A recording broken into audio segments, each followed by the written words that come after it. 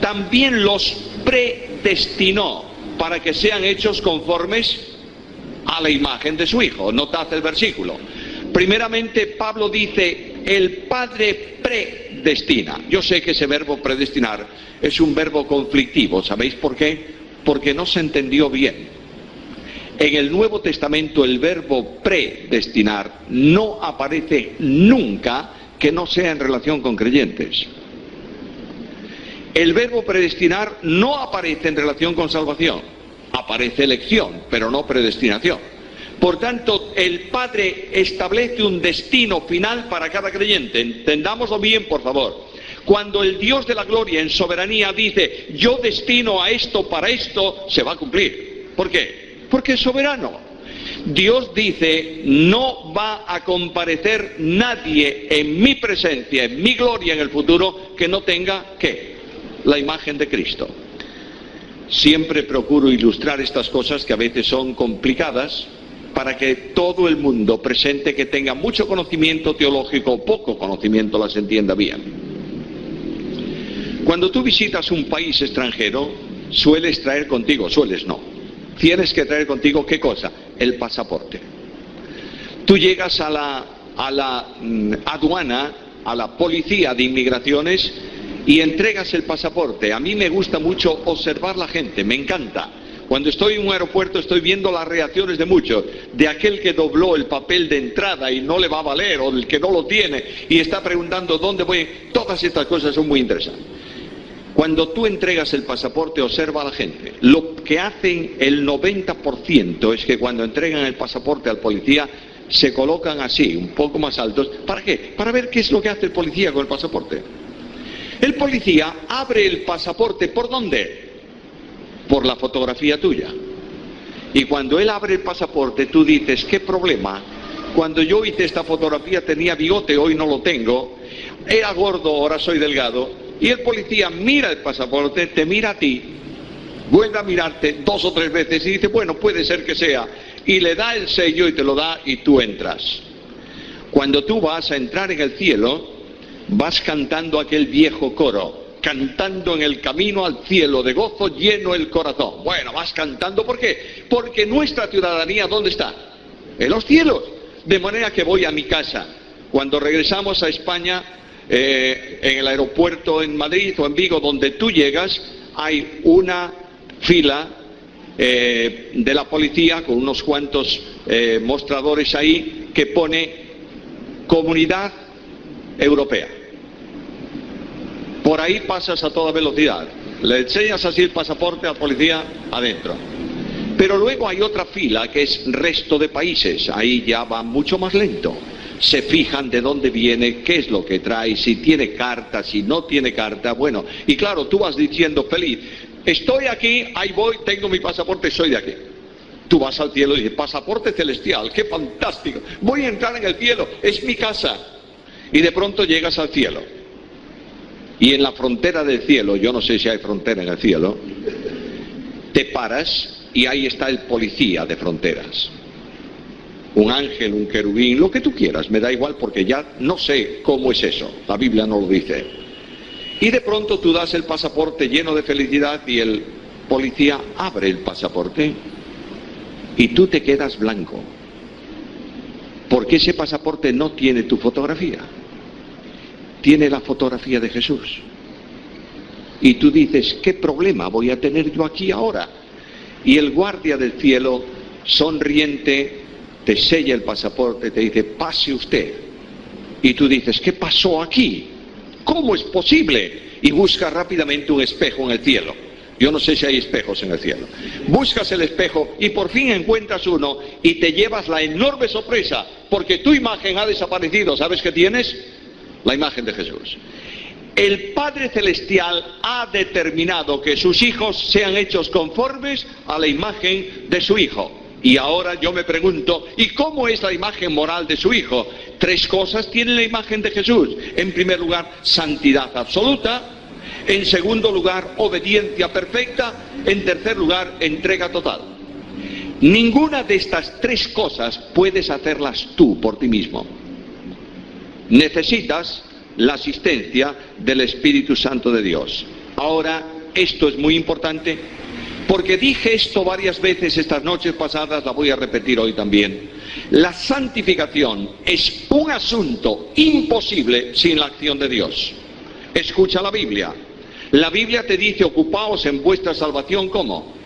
Con temor y temblor. De manera que la salvación en ese sentido es el segundo nivel de salvación. El primero, justificación, no te puedes ocupar, ya está hecha, Cristo lo hizo. Segundo nivel, santificación. Ahí tienes que mantenerte en la santificación, ¿verdad? Naturalmente, Cristo dijo: no son del mundo, santifícalos en tu verdad, tu palabra es verdad. Ahora, el tercer nivel, glorificación, tampoco tú puedes ocuparte de él. Vas a ser glorificado cuando el Señor te lleve a su presencia. Pero en este segundo nivel de santificación, tú no puedes hacer lo que Dios va a hacer en ti. Porque la regeneración consiste en quitar de ti el corazón de piedra y poner en su lugar un corazón ¿de qué? De carne, y poner su espíritu en ese corazón para que tú, incapaz de hacer obediencia o de obedecer los mandamientos de Dios permanentemente, porque eres un hombre caído en delitos y pecados con una vieja naturaleza, tengas poder espiritual para llevarlos a cabo. Escucha lo que dice la Escritura: quito el corazón de piedra, pongo un corazón de carne, pongo mi espíritu en él y haré que cumplan mis mandamientos, guarden mis preceptos y los pongan por obra. Lo dice Pablo.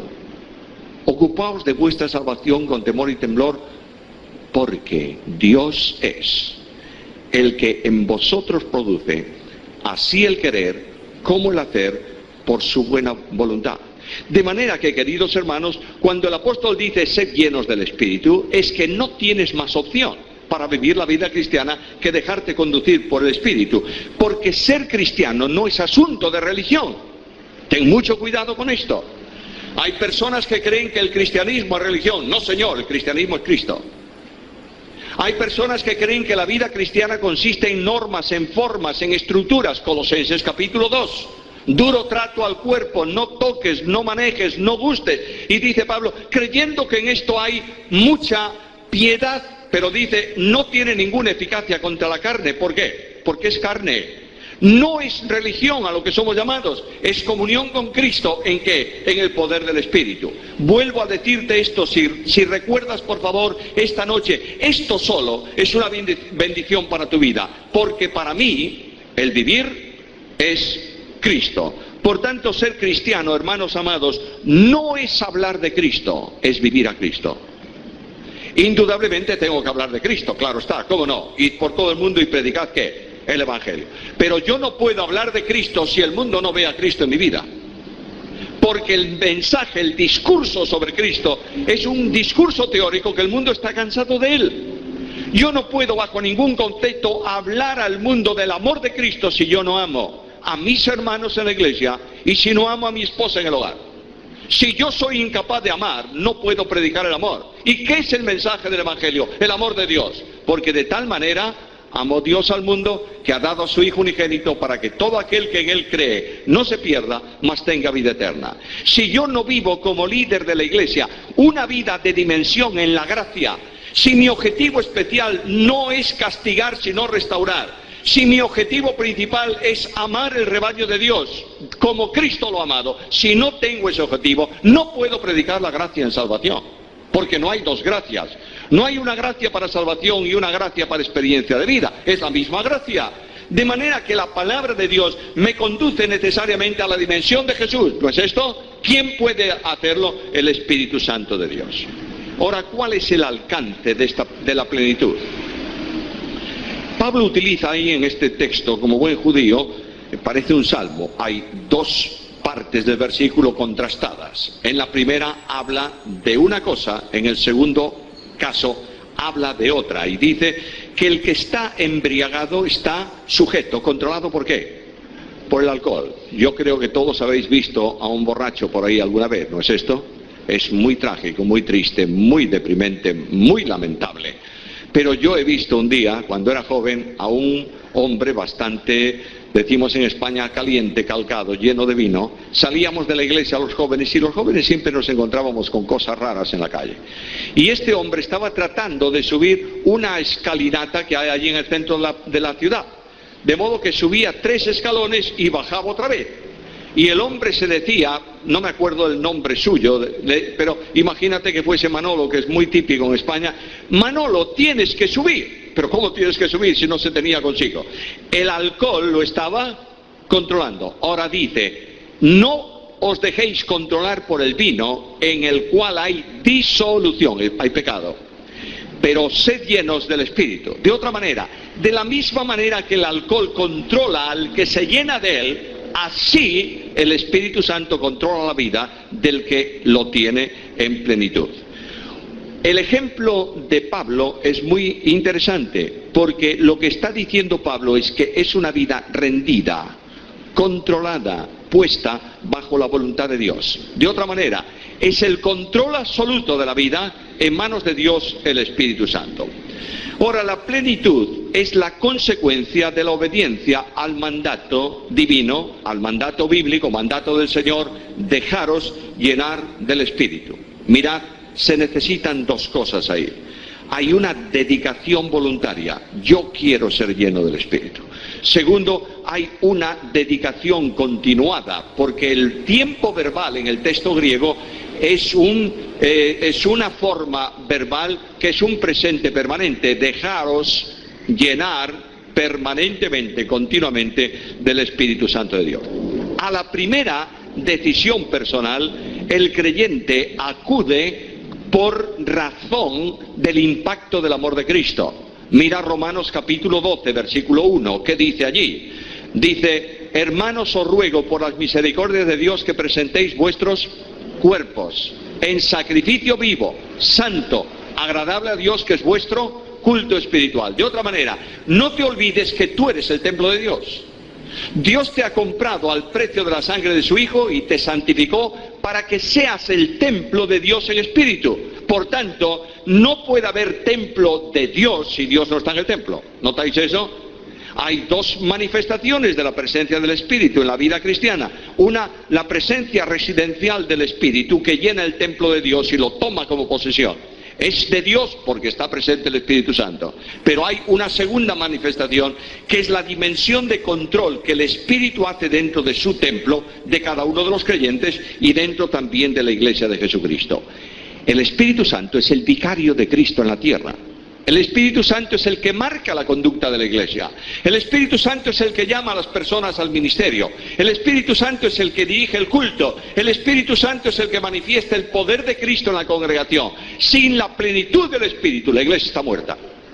¿Me estáis siguiendo? Y la Iglesia no es un ente abstracto, la Iglesia es el conjunto de cada uno de los creyentes. Por tanto, para que la Iglesia manifieste la presencia del Espíritu, es necesario que los creyentes que forman parte de la Iglesia estén llenos del Espíritu Santo. Mirad esto. No te llames hijo de Dios si no eres guiado por el Espíritu Santo. ¿En dónde lo dice? Lo dice el apóstol Pablo. Romanos capítulo 8, versículo 14. Porque todos los que son guiados por el Espíritu de Dios, estos son hijos de Dios. Luego, la conducción de la vida de aquel que realmente es hijo de Dios es la conducción del Espíritu Santo. Ahora quiero decirte algo. Según el bautismo del Espíritu es irrepetible en la vida del creyente, la plenitud es repetible. De otra manera, tú abres Hechos de los Apóstoles y lees el capítulo 2, versículo 4, en donde dice que el Espíritu de Dios desciende y todos fueron llenos del Espíritu. Ahora vas al capítulo 4 de Hechos y el mismo grupo que es lleno en el capítulo 2 vuelve a ser lleno en el capítulo 4. En el capítulo 4 están ante una persecución y la gente, los creyentes de la iglesia, oran a Dios diciéndole: Padre, el problema nuestro no son los milagros, eso es tuyo, pero el problema nuestro es predicar tu palabra con denuedo. Te pedimos que nos dejes hablar tu palabra con denuedo. ¿Y qué ocurre? El lugar en que estaban congregados sé en mi presencia, en mi gloria en el futuro, que no tenga, ¿qué? La imagen de Cristo. Siempre procuro ilustrar estas cosas que a veces son complicadas para que todo el mundo presente que tenga mucho conocimiento teológico o poco conocimiento las entienda bien. Cuando tú visitas un país extranjero, sueles traer contigo, tienes que traer contigo, ¿qué cosa? El pasaporte. Tú llegas a la... El verbo predestinar no aparece en relación con salvación, aparece elección, pero no predestinación. Por tanto, el Padre establece un destino final para cada creyente. Entendámoslo bien, por favor. Cuando el Dios de la gloria en soberanía dice, yo destino a esto para esto, se va a cumplir. ¿Por qué? Porque es soberano. Dios dice, no va a comparecer nadie en el policía. Se colocan así, un poco más altos. ¿Para qué? Para ver qué es lo que hace el policía con el pasaporte. El policía abre el pasaporte, ¿por dónde? Por la fotografía tuya. Y cuando él abre el pasaporte, tú dices, ¿qué problema? Cuando yo hice esta fotografía tenía bigote, hoy no lo tengo. Era gordo, ahora soy delgado. Y el policía mira el pasaporte, te mira a ti, vuelve a mirarte 2 o 3 veces y dice, bueno, puedes. También los predestinó para que sean hechos conformes a la imagen de su Hijo. Notad el versículo. Primeramente, Pablo dice, el Padre predestina. Yo sé que ese verbo predestinar es un verbo conflictivo. ¿Sabéis por qué? Porque no se entendió bien. En el Nuevo Testamento el verbo predestinar no aparece nunca que no sea en relación con creyentes. A la aduana, a la policía de inmigraciones y entregas el pasaporte. A mí me gusta mucho observar la gente, me encanta. Cuando estoy en un aeropuerto estoy viendo las reacciones de muchos, de aquel que dobló el papel de entrada y no le va a valer, o del que no lo tiene y está preguntando dónde voy. Todas estas cosas son muy interesantes. Cuando tú entregas el pasaporte, observa a la gente. Lo que hacen el 90% es que cuando entregan el pasaporte